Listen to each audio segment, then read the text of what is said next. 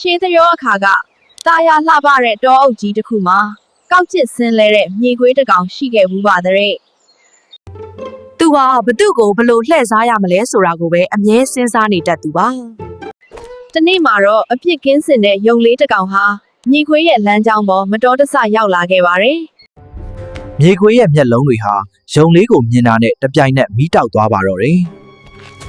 ချက်ချင်းပဲရုံမာတဲ့အကြံတစ်ခုကိုသူ့ခေါင်းထဲမှာစတင်ကြံစီလိုက်ပါတော့တယ်အကြံရတာနဲ့မြေခွေးဟာယုံလေးစီကိုတွားရောက်ပြီးဟန်ဆောင်ကောင်းကောင်းနဲ့စကားဆပါတော့တယ်ယုံလေးကတော့ကောက်ကျစ်တဲ့မြေခွေးကိုမြင်တော့ကြောက်ရွံ့စွာနောက်ဆုတ်လိုက်ပါတယ်မြေခွေးကလည်းမလျှော့ရန်ယုံလေးရဲ့နားနားကပ်ပြီးတဆုံတစ်ခုကိုတိုးတိုးလေးပြောပြပါတယ်မြေခွေးရဲ့စကားတွေကိုယုံလေးကမယုံတယုံနားထောင်ရင်းနဲ့နောက်ဆုံးမှာတော့ယုံကြည်သွားပုံရပါတယ်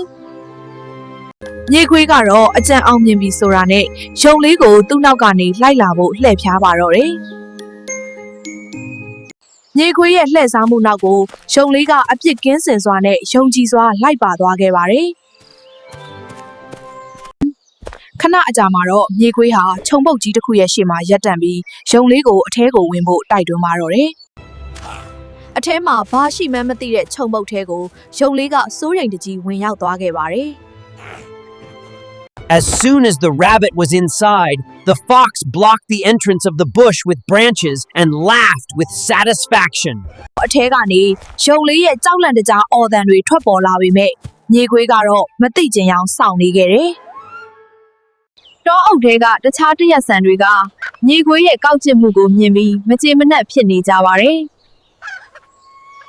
ဒါပေမဲ့မြေခွေးကတော့ဘာကူမှဂယုမဆိုင်ပဲသူ့ကိုယ်သူအမြဲတမ်းအတော်ဆုံးလို့ထင်နေခဲ့တယ်ဒီလိုနဲ့တနေ့မှာတော့တောအုပ်ထဲကိုရှိုးသားပေမဲ့အနှဲငယ်ညံ့နေတဲ့ဝက်ဝင်ကြီးတစ်ကောင်ရောက်ရှိလာခဲ့ပါတယ်မြေခွေးဟာဝက်ဝင်ကြီးကိုမြင်လိုက်တာနဲ့နောက်ထပ်လှည့်စားဖို့အကြံတစ်ခုကိုချက်ချင်းထက်ရလာခဲ့ပါတယ်မြေခွေးကဝက်ဝင်ကြီးစီပြေးသွားပြီးညနာငယ်လေးနဲ့ဟန်ဆောင်ကစကားပြောပါတော့တယ်မြေခွေးကသူ့အိမ်မှာအရသာရှိတဲ့တစ်သီးတွေအများကြီးရှိကြောင်းဝက်ဝင်ကြီးကိုလိန်ညာပြောဆိုပါတယ်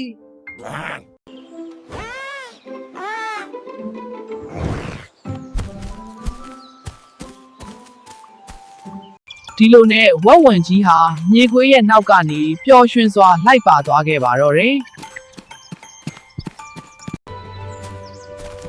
အိမ်သားရောက်တော့မြေခွေးကဝက်ဝင်ကြီးကိုအိမ်ထဲကိုအရင်ဝင်ခိုင်းဖို့လှည့်စားပါတော့တယ်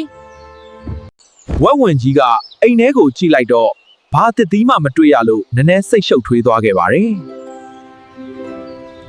မြေခွေးကအိမ်ရဲ့နောက်ဖေးကလွတ်မြောက်ရာလမ်းကြောင်းကိုညွှန်ပြပြီးနောက်ထပ်လိန်ညာမှုတစ်ခုကိုစတင်ခဲ့ပါတယ်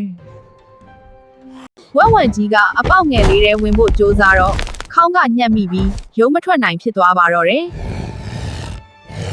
The fox tricked the big bear and locked it in the house, then laughed with satisfaction.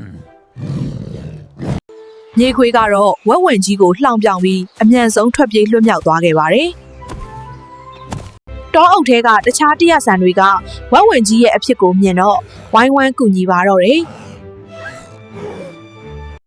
ဝက်ဝင်ကြီးလည်းလွတ်မြောက်သွားတော့မြေခွေးရဲ့ကောက်ကျစ်မှုအတွက်လက်စားချေဖို့ဆုံးဖြတ်လိုက်ပါတယ်တရက်ဆန်တွေအားလုံးကမြေခွေးကိုလိုက်ရှာနေကြပေမဲ့မြေခွေးကတော့ပုံအောင်နေခဲ့ပါတယ်နောက်ဆုံးတော့ဝက်ဝင်ကြီးကမြေခွေးကိုပုံနေတဲ့နေရာကနေဖမ်းမိပြီးသူ့ရဲ့ကောက်ကျစ်မှုအတွက်ပြစ်ဒဏ်ပေးပါတော့တယ်မြေခွေးကလည်းနောင်တရပြီးတောင်းပန်ခဲ့တဲ့အတွက်တရက်ဆန်တွေကခွင့်လွှတ်ပေးခဲ့ကြပါတယ်ဒါပေမဲ့နောက်တစ်ကြိမ်လိန်ညာမှုမလုပ်ဖို့တော့တတိပေးလိုက်ကြပါတယ်အခုလိုပုံပြင်ဇာတ်လမ်းလေးတွေကြည့်ရှုနားဆင်ခံစားဖို့မဇူရီကို follow လေးလုပ်ပေးတာပါနော်ကျေးဇူးပါ